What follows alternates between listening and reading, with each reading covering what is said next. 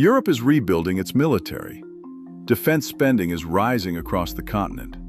Weapons factories are expanding. Countries that spent decades shrinking their armies are now investing heavily in defense again. So why is Europe changing course? Is Europe preparing for war, or is it trying to prevent one? In December 1991, the Soviet Union collapsed. With the primary threat to Western Europe suddenly gone, leaders made a historic calculation. Large-scale, state-on-state war on the continent was a relic of the past. This event birthed the Peace Dividend. Popularized by U.S. President George H.W. Bush and British Prime Minister Margaret Thatcher, the policy logic was straightforward. Governments systematically dismantled their heavy defense structures, reduced their standing armies, and redirected billions of dollars toward healthcare, education, infrastructure, and economic integration. European security became a system built on subtraction, not preparation. Globalization, diplomacy, and trade networks became the primary defenses against aggression. For nearly 3 decades, this subtraction looked entirely rational, fueling historic economic growth.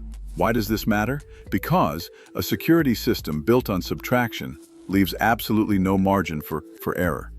If the calculations of peace ever failed, Europe would have to rebuild its entire defense architecture from scratch. And those calculations were about to face their first major cracks. Throughout the 1990s and the 2000s, European defense budgets fell steadily below 2% of GDP. Armies shrank. In Germany, base closures and the end of conscription hollowed out the Bundeswehr. In the United Kingdom, the Options for Change review cut regular manpower by 18%. Heavy armored formations vanished across the continent, replaced by lighter forces designed for foreign peacekeeping missions rather than high-intensity continental warfare. Ammunition stockpiles fell by 20 to 30%. This accumulated erosion over 20 years steadily degraded Europe's industrial warfighting base. The resulting structural deficit left European capitals deeply dependent on Washington for basic logistics and air defense coverage. This decay remained hidden during peacetime. Why does this matter? Because a security strategy built on subtraction is highly fragile. Soon, the bill for these cuts would arrive. At dawn on February 24, 2022, Russian forces launched a full-scale invasion of Ukraine. The illusion of permanent European stability shattered in a single morning. For 3 decades, political leaders had treated conventional territorial conquest as an impossibility. Overnight, it became a live, existential threat on the continent's eastern frontier. As governments rushed to respond, they immediately collided with the brutal consequences of their long-term defense drawdowns. European militaries instantly discovered catastrophic shortages in basic artillery ammunition, heavy equipment, logistics, and industrial surge capacity. Why does this matter? Because you cannot build a credible deterrent with empty warehouses. The strategic logic of subtraction had completely failed. Now Europe faced a desperate, accelerated race to rebuild its security architecture from the ground up, starting with an emergency policy shift that would soon shock the entire international community. The shift from individual panic to collective architecture began at NATO headquarters. To prevent a wider conflict, the alliance activated its new force model, deploying multinational enhanced forward presence battle groups across Estonia, Latvia, Lithuania, and Poland. These are rotational forces designed strictly for collective defense, not offensive projection. Their purpose is tripwire deterrence. To prove these forces could hold the line, NATO overhauled its Cold War-era regional defense plans and launched massive exercises like Steadfast Defender 2024, testing rapid reinforcement corridors across the continent. Simultaneously, Northern European security shifted. In 2023 and 2024, Finland and Sweden abandoned decades of military non-alignment to join the alliance, effectively turning the Baltic Sea into a secure NATO domain. By 2024, 18 members now exceeded the 2% GDP defense target, but funding alone could not build weapons overnight. Why does this matter? Because a defensive shield is only as strong as the industrial base supporting it. While diplomats signed historic treaties in Brussels, Europe's defense industrial engine remained critically unprepared for the brutal, high-intensity logistics of modern warfare. On February 27, 2022, Germany shattered decades of military restraint. Chancellor Olaf Scholz announced the Zeitenwende, launching a €100 billion special fund to purchase F-35 stealth jets, transport helicopters, and advanced missile defense systems. Further east, Poland responded to a high-intensity threat environment with an even faster modernization drive. Warsaw signed massive contracts for American Abrams tanks, South Korean howitzers, and autonomous reconnaissance drones. Why does this matter? Because signing a contract is not the same as fielding a military force. Rebuilding a defensive shield takes years. Long procurement timelines, extensive personnel training, logistics expansion, and modernized command structures cannot be bought overnight. This delay leaves a dangerous gap between Europe's political ambitions and its actual combat readiness on the ground. And as governments rush to fill these gaps, their ambitious plans are about to collide with a cold, physical reality. That reality is measured in manufacturing capacity.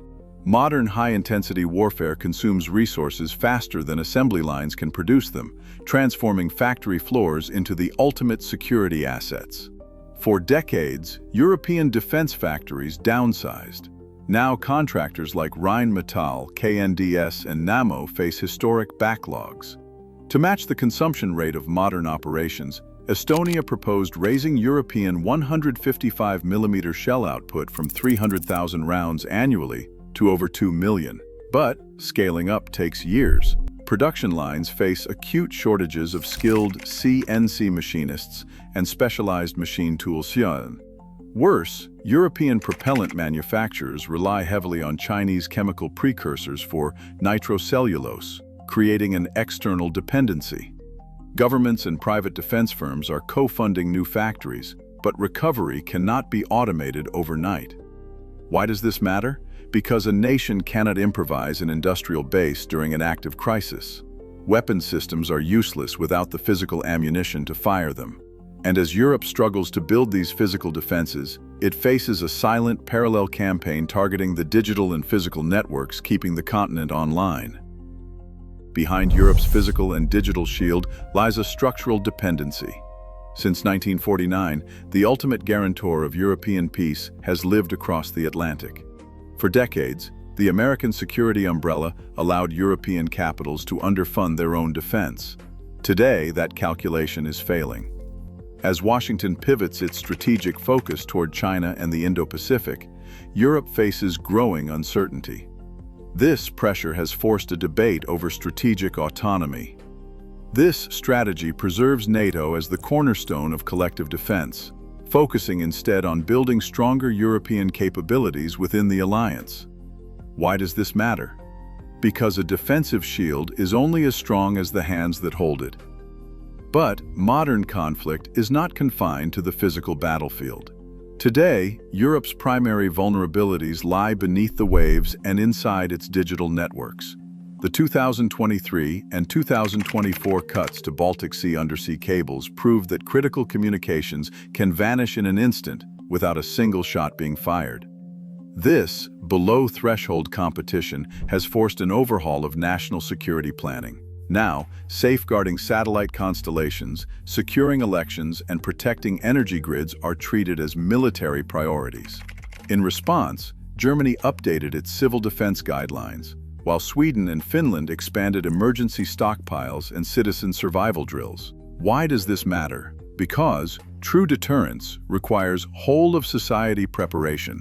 By converting civilian systems into defensive assets, European states are planning for continuity, not panic. But keeping the lights on is only half the battle. A nation's security ultimately depends on the physical resources feeding its modern machines. Europe's defense now depends on economic insulation. By late 2024, European states slashed Russian gas imports from 40% to under 5%, shifting to Western LNG.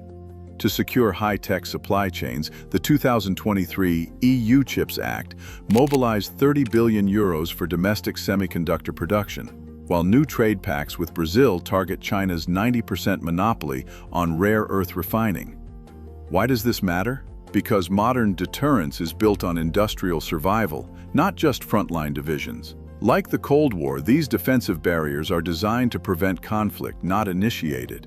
Yet as economic systems transform into national shields, the boundaries of global power are permanently shifting. Europe is not preparing for conquest, but for survival. By rebuilding deterrence, the continent faces a harsh new reality. Peace is no longer guaranteed, it must be armed. Ultimately, the cost of defense is high, but the price of weakness is absolute. Subscribe for more geopolitical analysis.